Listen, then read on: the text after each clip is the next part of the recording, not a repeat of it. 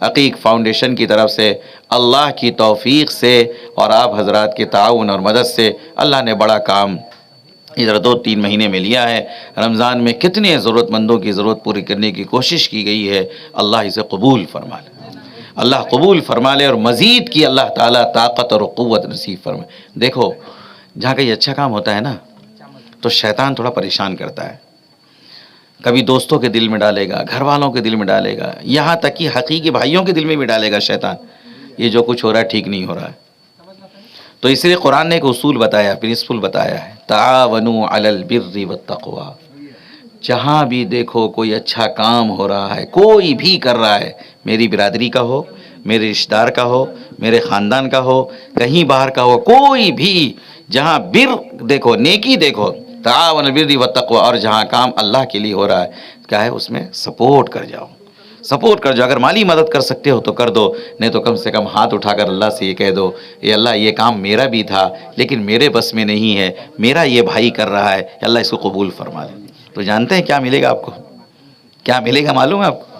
اگر کوئی کسی بھائی کے لیے دعا کرتا ہے، حدیث پاک میں یہ کہا گیا ہے ایک فرشتہ کھڑا رہتا ہے، وہ دعا دوسرے کے لیے کر رہا ہوتا ہے اور فرشتہ یہ کہہ رہا ہوتا ہے کہ اللہ پہلے اس کی ضرورت کو پورا کر دینا۔ انبیاء والمرسلین وعلى آلہ واصحابہ واہل بیتہ اجمعین وبارک وسلم تسلیما کثیرا کثیرا، اما بعد فاعوذ باللہ من الشیطان الرجیم، بسم اللہ الرحمن الرحیم۔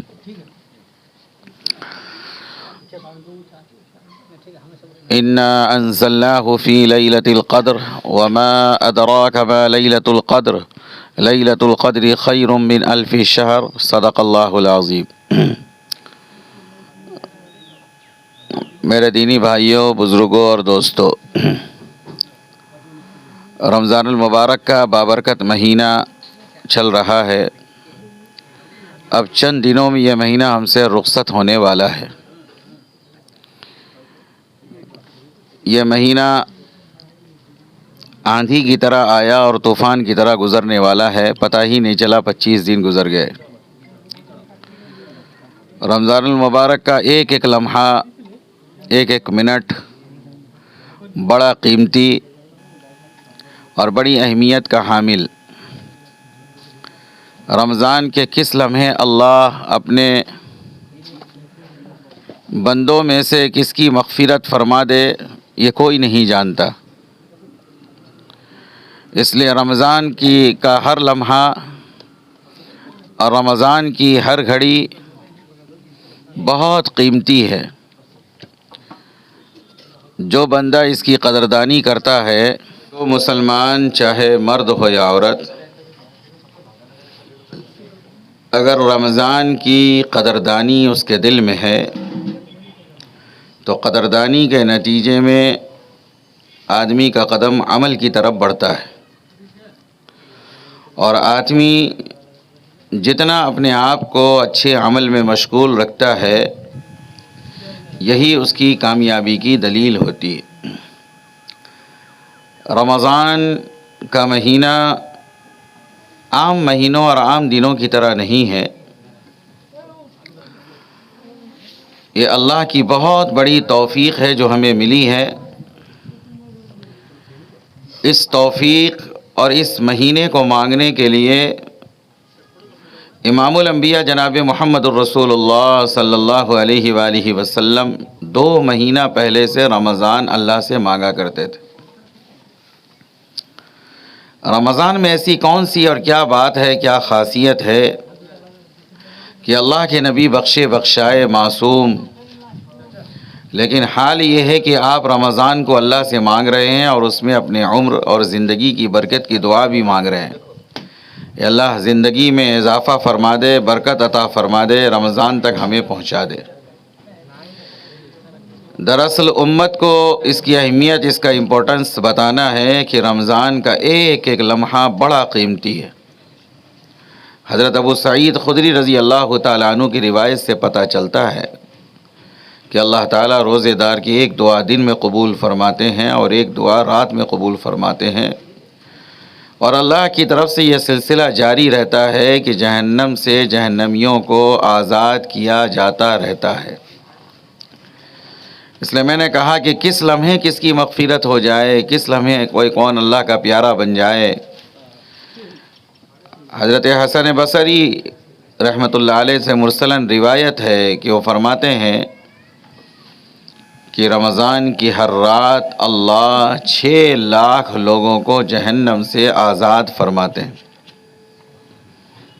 کتنے؟ 6 لاکھ لوگوں کو۔ اور ہر رات اللہ کی طرف سے سلسلہ جاری رہتا ہے۔ جب آخری رات آتی ہے تو پھر پورے مہینے کے بقدر اس ایک آخری رات میں اللہ تعالی جہنمیوں کو جہنم سے بری فرماتے ہیں۔ اس لیے علماء نے لکھا ہے کہ آدمی کو رمضان میں جنت طلب کرنا چاہیے اور جہنم سے پناہ مانگنی چاہیے۔ دنیا کا معیار اور اسٹینڈرڈ یہ ہے کہ آدمی یہ سمجھتا ہے، اور ہم بھی یہ سمجھتے ہیں، کہ بھائی رہنے کو ایک مکان ہو جائے اور ایک لگزریس لائف مل جائے، کوٹھی بنگلہ کار ہو جائے تو ہم اسے دنیا کا کامیاب ترین انسان سمجھتے ہیں۔ اگر ہمارے پاس ہے تو خود ہم اپنے آپ کو سمجھتے ہیں کہ ہم دنیا کے سب سے اچھے انسان ہیں، حالانکہ ایسا نہیں ہے۔ قرآن مجید نے جو اسٹینڈرڈ قائم کیا ہے، جو معیار بتایا ہے، وہ یہ ہے کہ فَمَن زُحْزِحَ عَنِ النَّارِ وَأُدْخِلَ الْجَنَّةَ فَقَدْ فَازَ۔ اللہ اپنے قرآن میں کہتے ہیں کہ جو مرد و عورت، جو انسان جہنم کی آگ سے بچا لیا گیا اور جنت میں جانا اس کا طے ہو گیا، جنت میں وہ داخل ہو گیا، وہی سکسیسفل انسان ہے، اس کے علاوہ کوئی اور نہیں۔ بہت زیادہ دنیا کا مل جانا اگر شکر کے جذبے کے ساتھ ہے، احسان مندی کے ساتھ ہے، اطاعت الہی کے ساتھ ہے، اللہ اور اس کے رسول کی فرمانبرداری کے ساتھ ہے، تو یہ دنیا نعمت ہے۔ لیکن بہت بڑی دنیا مل چکی ہے، لیکن نافرمانی ساتھ میں ہے، نہ اطاعت ہے، نہ فرمانبرداری ہے، بلکہ بغاوت و عداوت ہے، تو یہ انسان کے لیے اچھی سائن نہیں ہے، بہت نقصان کی چیز ہے۔ اللہ تعالیٰ نے قرآن مجید میں بھی اشارہ فرمایا ہے کہ فَلَمَّا نَسُوا مَا ذُكِّرُوا بِهِ فَتَحْنَا عَلَيْهِمْ أَبْوَابَ كُلِّ شَيْءٍ حَتَّى إِذَا فَرِحُوا بِمَا أُوتُوا أَخَذْنَاهُمْ بَغْتَةً فَإِذَا هُمْ مُبْلِسُونَ۔ جب اللہ کے ذکر کو انسان بھلا دیتا ہے اور یہ سمجھتا ہے کہ مادیت کی دنیا اور میٹریلسٹ جو لائف ہے یہی سب کچھ ہے، مادیت کی دنیا، تو پھر اللہ میاں اس کو ایک موقع دیتے ہیں کہ اس کے لیے دنیا کے سارے خزانے کے دہانے کھول دیتے ہیں۔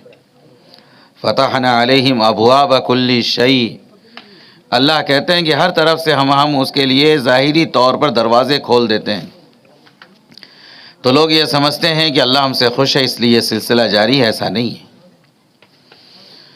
اللہ میاں کہتے ہیں کہ جب فلما نسوا ما ذکروا به فتحنا ابواب کل حتی اذا فرحوا بما اوتوا، جو کچھ ہم نے اسے نعمت کی شکل میں دی ہے، مال کی شکل میں، دولت کی شکل میں، اولاد کی شکل میں، کاروبار کی شکل میں، جو بھی روزی اور رزق ہم نے اسے عطا کی ہے، جب وہ اترانے لگتا ہے، اکڑنے لگتا ہے، یہ تو میرے نالج کا کمال ہے، یہ میرے فزیکل فٹنس کا کمال ہے، یہ تو میرے دماغ کا کمال ہے، یہ تو میرے محنت کا کمال ہے، یہ تو میں نے اپنی محنت سے سب کچھ بنایا ہے، میرا مال ہے، میں جیسے چاہوں استعمال کروں اور جیسے چاہوں خرچ کروں، جیسے چاہوں زندگی گزاروں۔ اللہ تعالیٰ کہتے ہیں حتی اذا فرحوا بما اوتوا اخذناہم بغتۃ، پھر اللہ تعالیٰ اچانک پکڑتے ہیں، پھر ہلنے کا موقع نہیں ہوتا ہے۔ تو نظر اور نگاہ ہمیشہ اللہ کی طرف رہنی چاہیے۔ یہ رمضان کا مہینہ اللہ کو اپنے ساتھ کرنے کا مہینہ ہے، اللہ سے دوستی بڑھانے کا مہینہ ہے، اللہ سے دوستی میں اضافہ کرنے کا مہینہ ہے، گناہوں سے سچی توبہ اور سچی معافی کا مہینہ ہے۔ ابھی بھی کچھ دن باقی ہیں، اس کا ایک ایک لمحہ میں نے کہا بڑا قیمتی ہے۔ اگر زندگی میں ایک مرتبہ صحیح ڈھنگ سے اگر ہمیں شب قدر مل جائے تو ہماری زندگی ہماری بخشش کے لیے کافی ہے، اور ابھی بھی 2 شب قدر لیلۃ القدر باقی ہے۔ امکان ہے کہ ان 2 راتوں میں سے کسی ایک رات میں ہو. کل کی رات ہے اور کل کے بعد دن گزرنے کے بعد پرسوں کی رات ہے، یعنی 27 اور 29 کی رات باقی. حضور علیہ الصلاۃ والسلام اس طرح فکر مند ہوتے تھے. آپ تو اعتکاف فرمانے کے ساتھ ساتھ رمضان المبارک کا جب آخری عشرہ آتا تھا تو آپ عبادت کے لیے کمر کس لیتے تھے، اپنے گھر والوں کو جگاتے تھے. حدیث میں آتا ہے. اور ہم اپنی زندگیوں کو دیکھیں بالکل اس کے اپوزٹ ہے. جب 20 روزہ آتا ہے ہم سمجھتے ہیں کہ اب رمضان ختم ہونے والا ہے، اب شاپنگ ہونی چاہیے، مارکیٹنگ ہونی چاہیے، ضرورت پوری کرنی چاہیے. اور سب سے زیادہ رمضان المبارک کا جو بابرکت لمحہ ہے اور جو بابرکت گھڑی ہے وہ 20ویں رمضان کے بعد سے، 20ویں رمضان کے بعد سے، کیونکہ شب قدر اسی میں ہے. اور اللہ کے نبی اپنے گھر والوں کو جگاتے تھے، خود بھی جگتے تھے، اور رات رات آپ نماز میں قیام فرما رہے ہیں، قرآن پڑھ رہے ہیں، پیر پھول جاتا تھا، ورم آ جاتا تھا. حضرت عائشہ فرماتی ہیں میں نے کہا کہ آپ کو اتنی لمبی عبادت کی کیا ضرورت ہے، آپ تو بخشا ہیں.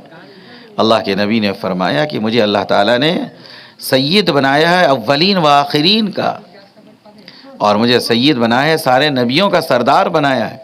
افلا اکون عبدا شکورا، کیا میں اللہ کا شکر گزار بندہ نہ بن، کہ جب اللہ نے اتنے اونچے مقام پر مجھے پہنچایا ہے تو میں اللہ کا شکر ادا نہ کروں. نبی کا یہ حال. ایک روایت میں یہ آتا ہے کہ جب ایسا موقع آتا تو اللہ کے نبی حضرت علی رضی اللہ تعالی عنہ اور حضرت فاطمہ سے پوچھتے کہ کیا تم نے رات میں نماز پڑھی ہے؟ یعنی شادی کے بعد بھی ایک باپ کی ذمہ داری ہے کہ اپنی اولاد کی فکر کرتا رہے، چاہے بیٹی ہو یا بیٹا، دین پر قائم رہنا بہت ضروری ہے. جیسے ہم فکر کرتے ہیں کہ ہمارے بچے دنیا میں کچھ بن جائیں، کسی قابل بن جائیں، کمانے کے قابل بن جائیں، اچھا عہدہ، اچھی ڈگری مل جائے، ان سب سے زیادہ ضرورت اس بات کی ہے کہ ہمارے بچے دیندار بنیں، دین کے ساتھ دنیا میں جو کچھ بنتے ہیں بن جائیں، اسلام منع نہیں کرتا. تو آج ضرورت اس بات کی ہے کہ رمضان کا بابرکت مہینہ چل رہا ہے، ایک طرف عبادت کرنی ہے. حضور علیہ الصلاۃ والسلام کی زندگی کو اگر اٹھا کر دیکھا جائے تو 2 باتیں معلوم ہوتی ہیں. ایک یہ کہ آپ کا قرآن پاک سے خاص تعلق اور خاص لگاؤ تھا. قرآن پاک اللہ کی کتاب، اللہ کا کلام، اس کو صحیح پڑھنا واجب ہے. اگر قرآن صحیح ہمارا نہیں ہے تو ہماری نماز بھی نہیں ہوتی ہے. سن لیں، ہماری نماز بھی نہیں ہوتی. اللہ میاں نے ایک موقع دیا ہے کہ ہم اس کو سیکھنے کی کوشش کریں، اور نماز کی ہر رکعت میں تلاوت ضروری ہے. قرآن پڑھا جاتا ہے ہماری نمازوں میں، اس لیے صحیح پروناؤنسیشن کے ساتھ قرآن سیکھنا، قرآن سیکھنے کے لیے وقت نکالنا، اور قرآن علماء سے سیکھنا، حافظوں سے سیکھنا، یہ ضروری ہے تاکہ صحیح قرآن آپ کو پڑھا سکیں. یہ پہلا حق ہے قرآن کا. اور قرآن کا دوسرا حق یہ ہے کہ قرآن کو سمجھ کر پڑھا جائے. اور ظاہر سی بات ہے، آپ اچھی طرح یہ جانتے ہیں کہ کسی بھی سبجیکٹ کو پڑھنا ہے تو اس کے ایکسپرٹ کی ضرورت ہے. سائنس پڑھنا ہے تو سائنس داں کے پاس جانا ہے، میتھمیٹکس پڑھنا ہے تو میتھمیٹیشین کے پاس جانا ہے، انگلش پڑھنا ہے تو انگریزی کے اچھے ماہر کے پاس جانا ہے، قرآن سمجھنا ہے تو علماء کے پاس جانا ہے. ایک دم سیدھا سادہ فنڈا ہے، کیونکہ علماء نے 10 سال 20 سال اس پہ لگایا ہے. تو اس لیے دوسرا درجہ قرآن کا ہے کہ قرآن کو سمجھ کر پڑھا جائے. اللہ تعالیٰ نے یہ کتاب اتاری ہے، ہدایت نامہ ہے، یہ عمل کرنے کے لیے، زندگی گزارنے کے لیے کتاب اتاری گئی ہے. یہ صرف برکت والی کتاب نہیں ہے کہ برکت حاصل کر لی جائے. اور تیسرا درجہ یہ ہے کہ قرآن پر عمل کیا جائے. قرآن کہتا ہے نماز پڑھو تو نماز پڑھنا ہے، قرآن کہتا ہے زکوٰۃ دو تو زکوٰۃ پورا حساب کر کے دینا ہے. بہت سارے لوگ کہتے ہیں میں اس سے زیادہ دیتا ہوں. اللہ میاں زیادہ دینے کے لیے نہیں کہا، اتنے بہادر مت بنیے. اللہ میاں نے کہا ہے جتنا میں کہتا ہوں اتنا دو. بہت سارے لوگ جب ساتھیوں سے پوچھتے ہیں کتنا، میں اس سے زیادہ دیتا ہوں. زیادہ دینے کس نے کہا تھا؟ اللہ میاں کہہ رہے ہیں حساب کر کے دو، ان کے نبی کہتے ہیں حساب کر کے دو، اور حساب میں جتنا نکلتا ہے پہلے اس سے دو. حساب نہ کتاب، کہتا میں بس سب سے زیادہ دے دیا، میں نے اس سے زیادہ دے دیا. بھائی 4 رکعت نماز پڑھنا ہے ظہر میں، کوئی اگر 100 رکعت پڑھ لے ہوگی نماز اس کی. بولے میں 400 سے زیادہ پڑھا ہوں. مغرب میں 3 پڑھنی ہے، کوئی 30 پڑھ لے. بولے مولانا 3 بولتے ہیں، 30 میں نے پڑھی ہے، 3 نہیں ہوا. ایسی زکوٰۃ بھی ہے، کھیلو تماشا نہیں ہے. سخت پکڑ ہے اللہ کی. اور اللہ میاں جو بات کہتے ہیں نا، کہیں پورے قرآن میں اللہ نے نہیں کہا کہ جو تمہارا مال ہے اس میں سے دو. اللہ نے کہا جو کچھ ہم نے دیا اس میں سے دو. تو معلوم ہوا مال کا مالک اللہ ہے، ہم کسٹڈین ہیں، اس سے زیادہ کچھ نہیں. جب کسٹڈین ہے، جس کا مال ہے وہ جہاں کہے، جتنا کہے، جس کو کہے. یہ بھی ایک مسئلہ ہے، میرے جملے پہ غور کرنا. جتنا کہے، جہاں کہے، اور جس کو کہے. آج جس کو دیکھو مولانا بنا ہوا ہے، زکوٰۃ جس کو دے تو چلتا ہے، اسکول بنا دو، بلڈنگ بنا دو. کھیل تماشا چلا ہے. حضور نے کہا تھا ایک دور ایسا آنے والا ہے کہ لوگ چند اردو کی کتاب پڑھیں گے، اور آج تو انٹرنیٹ کا زمانہ ہے، کچھ انٹرنیٹ سے کچھ سیکھ لیں گے. فَأَفْتَوْا بِغَيْرِ عِلْمٍ ضَلُّوا فَأَضَلُّوا. حضور نے فرمایا یہ بغیر علم کے اور علم کی حقیقت اور فیکٹ نہ جانے ہوئے لوگوں کو مسئلہ بتانا شروع کریں گے. نتیجہ یہ نکلے گا وہ خود بھی گمراہ ہوں گے، اور جس کو بتائیں گے اس کو بھی گمراہ کریں گے. یہ بھی جہنمی ہوگا، وہ بھی جہنمی ہوگا. اور آپ جس دنیا میں رہتے ہیں، میں نے جو بات کہی ہے اس پر غور کرنے کی کوشش کریں. دنیا کا کوئی بھی انسان اگر بیمار ہوتا ہے تو کسی وکیل کے پاس نہیں جاتا ہے. اگر کسی کو کیس لڑنا ہو، ڈاکٹر صاحب جتنے بھی ولی صفت کیوں نہ ہو، اچھے ہوں، کوئی جاتا ہے ڈاکٹر صاحب کے پاس؟ اور مسئلہ پوچھنا ہے، کس سے پوچھیں گے آپ؟ بھائی عقل کچھ دیا ہے اللہ نے؟ نہیں دیا ہے. کس سے پوچھنا ہے؟ وہ بھی یہ کہا گیا اگر علماء میں جو واقعی جن کا مطالعہ ہو، پڑھتے لکھتے ہوں، ایک درجہ بھی رکھا گیا اس میں. ہر آدمی ججمنٹ دے دے گا؟ ہر وکیل ججمنٹ دے دے گا یا جج دے گا؟ جج کے بھی بینچ ہوتے ہیں، جج میں بھی کیٹیگری ہوتی ہے. تو یہ دنیا کا نظام اللہ نے بنایا ہے. تو قرآن پر عمل کرنا. قرآن کہتا ہے زکوٰۃ دو، زکوٰۃ صحیح جگہ پہنچانا، ایک نمبر ایک حساب کر کے دینا. اللہ میاں نے زیادہ دینے کے لیے نہیں کہا ہے. اس لیے قرآن میں جو کہا گیا ہے، اللہ کو زیادہ عمل پسند نہیں ہے، اللہ کو کوالٹی کا عمل پسند ہے. فمن ثقلت موازینو قرآن نے کہا ہے، فمن کثرت موازینو قرآن نے نہیں کہا ہے کہ تمہارے ترازو میں بہت زیادہ عمل نہ ہو. تمہارے ترازو میں جو عمل ہو وہ وزنی ہو، کوالٹی اس کے اندر ہو. اور کوالٹی کیا ہے؟ کوالٹی یہ ہے کہ وہ عمل اللہ کے لیے ہو. نیت یہ کہ اللہ راضی ہو جائے. اور اس عمل کو کیسے کیا جائے؟ جناب محمد الرسول اللہ صلی اللہ علیہ وسلم کی سنت اور شریعت کے مطابق. یہ دو کنڈیشن ہے کسی عمل کی قبول کے لیے. نیت ٹھیک ہو اور طریقہ محمد الرسول اللہ کا. جتنا کہا ہے، جہاں کہا ہے، جس کو کہا ہے، اس سے آگے بڑھنے کی کوشش مت کرنا. اپنی عقلی گھوڑے دوڑاؤ گے تو مارے جاؤ گے، پکڑے جاؤ گے اللہ کے. حدیث پاک میں آتا ہے نا، ایک صاحب نے 99 قتل کر دیا. جب 99 قتل اس نے کر دیا تو اسے یہ دل میں بات اس کے اللہ نے ڈالی کہ میں بہت غلط کر رہا ہوں. ظاہر سی بات ہے، قتل تو بہت بڑا گناہ ہے نا، کسی کی جان لے لینا. اسے احساس ہوا کہ میں تو بہت بڑا گناہ گار ہوں، کیا میرے لیے بھی توبے کا کوئی دروازہ کھلا ہے؟ تو چلتے وہ چلا. ایک پیر صاحب سے ملاقات ہوئی. آج کے زمانے میں سمجھ لیجئے بزرگ سے ملاقات ہوئی. داڑھی ٹوپی والے کسی جماعتی بھائی سے ملاقات ہوئی. اس نے انہیں دیکھا کہ مجھ سے یہ اچھے ہیں، ان کے پاس داڑھی بھی ہے، جبہ بھی ہے، پگڑی بھی ہے، نیک سمجھتے. اس نے مسئلہ پوچھ دیا بیچارے نے. حدیث بتا رہا ہوں. انہوں نے کہا کہ دیکھو میں اتنا بڑا گنہگار ہوں کہ میں نے 99 آدمی کو قتل کیا، 99 کا کیلر ہوں میں، ایک دو نہیں. اور ظاہر سی بات ہے وہ بیچارے نیک تو تھے ضرور، لیکن ان کے پاس علم نہیں تھا زیادہ. تو انہوں نے کہا کہ بھائی آپ کے لیے کوئی راستہ نہیں. تو اس نے کہا جب کوئی راستہ نہیں ہے، 99 کیا ہے، سینچری کیوں نہیں کر دوں؟ تلوار نکالی اور پیر صاحب کے گلا کاٹ دیا اس نے. دیکھو حدیث کی باریکی ابھی بتاؤں گا میں آپ کو.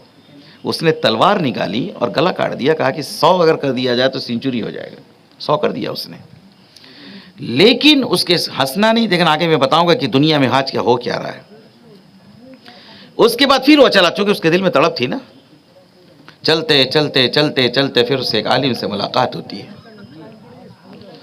عالم صاحب نے کہا اللہ غفور الرحیم، توبے کا دروازہ کھلا ہے، لیکن کچھ کنڈیشن یہ ہے کہ اس کام سے سچی توبہ کر لو. جس غلط ماحول اور علاقے میں رہتے ہو وہ جگہ کو بدل دو اور جاؤ، نکل جاؤ. اس نے توبہ کر لی، یہ کرنا نہیں ہے، اور علاقے کو چھوڑ دیا. جس علاقے میں رہتا چھوڑا. اب جب چلا آگے کو، راستے میں اس کی موت ہوگی. راستے میں اس کی موت ہو جاتی ہے. جب اس کی موت ہو جاتی ہے راستے میں، تو عذاب کے فرشتے بھی آتے ہیں اور رحمت کے فرشتے بھی آتے ہیں. عذاب کے فرشتے آ کر کھینچنے لگتے ہیں، یہ 99 نہیں، 100 کا، سینچری کا کیلر ہے، یہ ہم لے کر جائیں گے. اور رحمت والے فرشتے کہتے ہیں کہ یہ توبے کے ارادے سے اپنے گھر سے چلا ہے اور یہ توبہ کر چکا ہے، اور جب توبہ کر چکا تو اس کے گناہ معاف ہو چکے ہیں، ہم اسے جنت میں لے کر جائیں گے. اب اسی بحث مباحثہ دونوں فرشتوں میں ہوتا ہے، عذاب کے فرشتے میں بھی اور رحمت کے فرشتے میں. اللہ تعالیٰ جج کے طور پر ایک تیسرے فرشتے کو بھیجتا ہے، اور تیسرا فرشتہ آ کر یہ کہتا ہے اچھا دیکھو بھائی، لڑو مت، تمہارے بھی دلیل، تمہارے پاس بھی لاجک ہے، اس کے پاس بھی، ان کے پاس بھی لاجک ہے. ظاہر سی بات ہے، اس نے 99 نہیں 100 قتل کیا ہے. عذاب والے فرشتے اگر لینا جانا چاہتے ہیں تو ٹھیک ہے، اور تم یہ کہتے ہو کہ توبہ کر کے چلا، یہ بات بھی ٹھیک ہے. فیصلہ کیسے کریں گے؟ چلو دیکھتے ہیں. جہاں سے وہ چلا ہے، جدھر کو چلا ہے، ٹھیک ہے، جہاں سے چلا ہے اور جدھر کو چلا ہے، زمین ناپتے ہیں. انہوں نے اشارہ کیا تھا کہ فلاں بستی میں چلے جانا، نیکوں کی بستی ہے. جب زمین ناپی گئی تو یہ بندہ جہاں جانا چاہتا تھا اس محلے کے قریب پہنچنے والا تھا، یعنی اپنے گناہ والے علاقے سے زیادہ حصہ وہ نکل چکا تھا. تو جو فرشتہ فیصلہ کرنے آیا تھا اس نے کہا کہ رحمت والے فرشتے اس کو لے کر چلے جائیں، رحمت والے فرشتے اس کو لے کر چلے جائیں.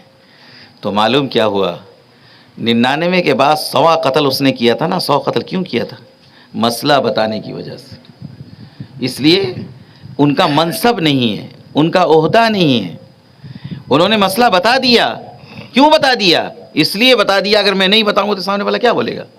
اتنا دن سے نماز پڑھتے ہیں، اتنا دن سے جماعت میں جا رہے ہیں، اتنا دن سے مولانا لوگ کے ساتھ رہتے ہیں، اور اتنا اعتکاف میں بیٹھتے ہیں، تہجد پڑھتے ہیں، سب کچھ کرتے ہیں، یہ کچھ جانتے نہیں. تو شیطان اس راستے سے گمراہ کرتا ہے.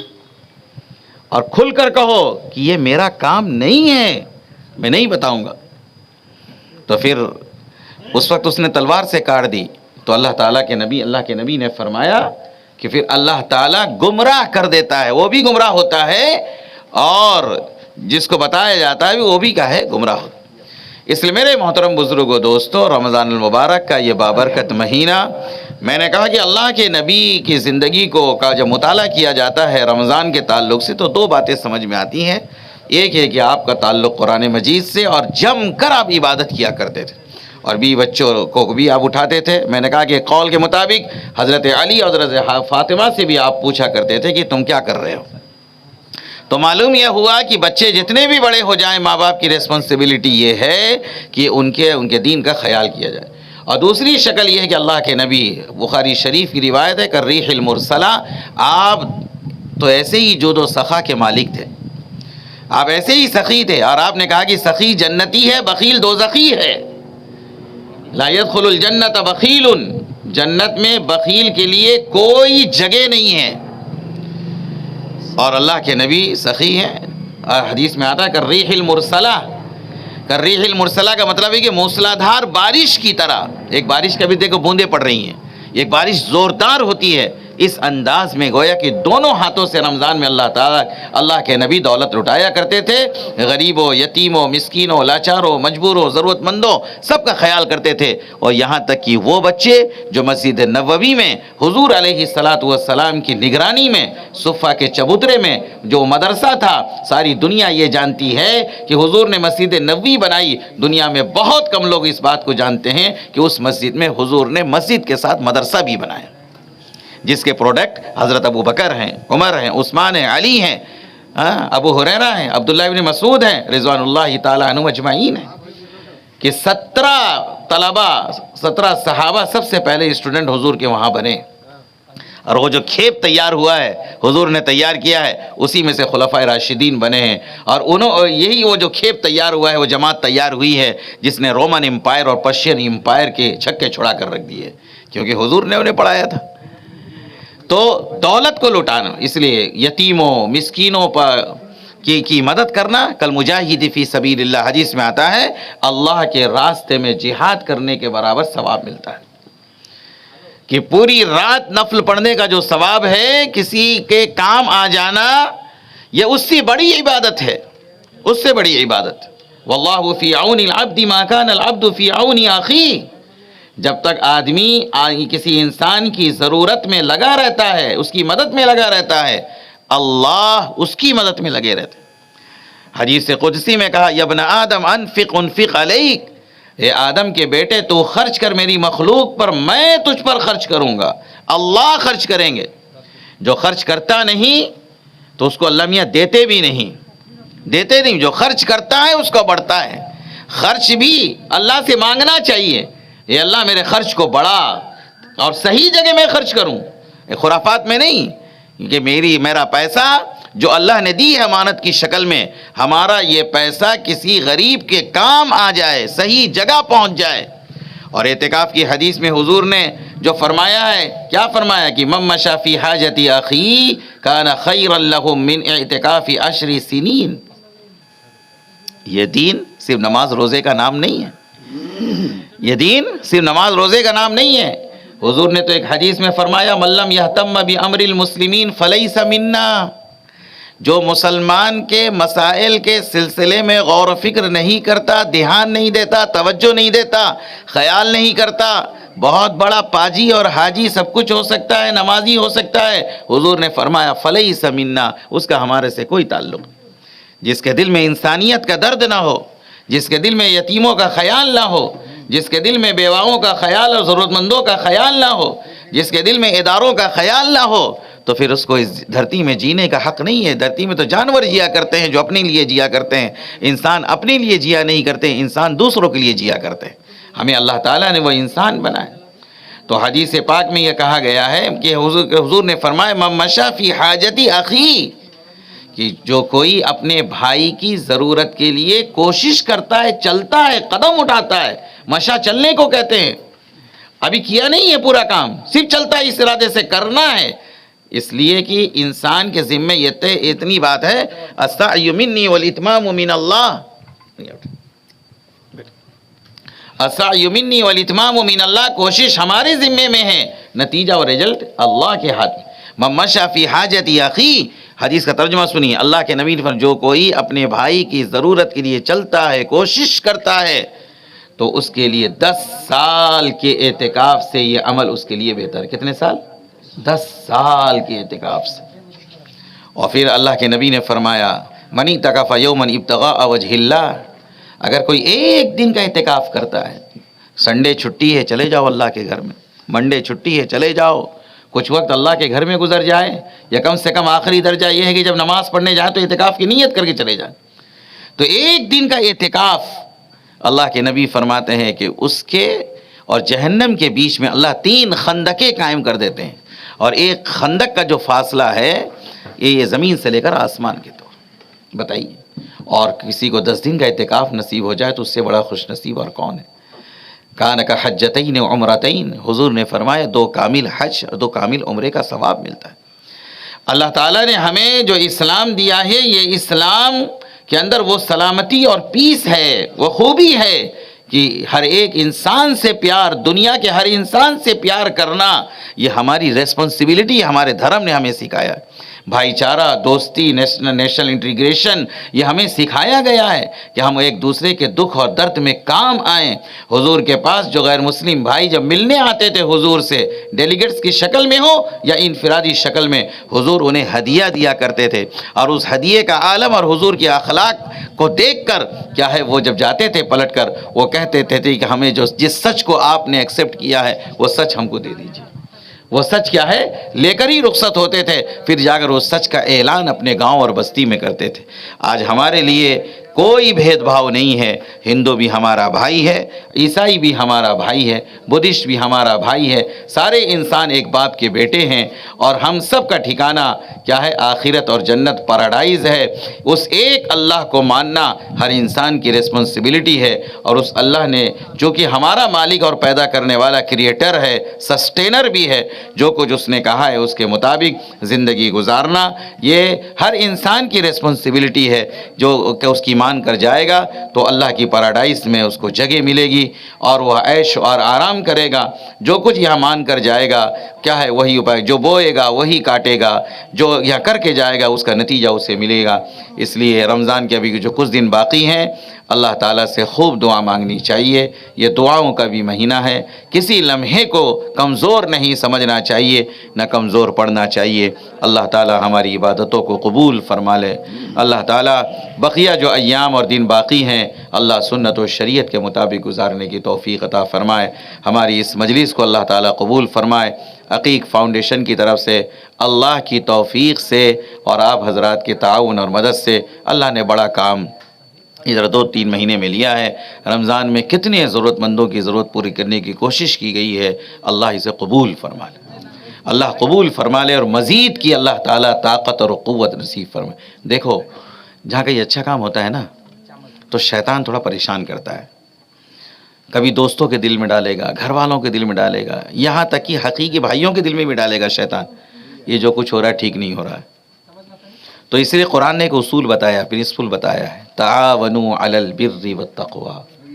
جہاں بھی دیکھو کوئی اچھا کام ہو رہا ہے، کوئی بھی کر رہا ہے، میری برادری کا ہو، میرے رشتہ دار کا ہو، میرے خاندان کا ہو، کہیں باہر کا ہو، کوئی بھی جہاں بر دیکھو، نیکی دیکھو، تعاون البر والتقوی، اور جہاں کام اللہ کے لیے ہو رہا ہے کیا ہے؟ اس میں سپورٹ کر جاؤ، سپورٹ کر جاؤ۔ اگر مالی مدد کر سکتے ہو تو کر دو، نہیں تو کم سے کم ہاتھ اٹھا کر اللہ سے یہ کہہ دو، اے اللہ یہ کام میرا بھی تھا لیکن میرے بس میں نہیں ہے، میرا یہ بھائی کر رہا ہے، اللہ اس کو قبول فرما لے۔ تو جانتے ہیں کیا ملے گا آپ کو؟ کیا ملے گا معلوم ہے آپ کو؟ اگر کوئی کسی بھائی کے لیے دعا کرتا ہے، حدیث پاک میں یہ کہا گیا ہے، ایک فرشتہ کھڑا رہتا ہے، وہ دعا دوسرے کے لیے کر رہا ہوتا ہے، اور فرشتہ یہ کہہ رہا ہوتا ہے، یا اللہ پہلے اس کی ضرورت کو پورا کر دینا، یا اللہ پہلے اس کے کام کو بنا دینا، یا اللہ یہ جو کچھ دوسرے کے لیے کہہ رہا ہے نا پہلے اس کے لیے کر دینا۔ یہ اسلام ہے، یہ اسلام ہے۔ اللہ تعالیٰ نے یہ موقع دیا، اللہ تعالیٰ ہم سب کو قبول فرمائے۔ وآخر دعوانا ان الحمد للہ رب العالمین۔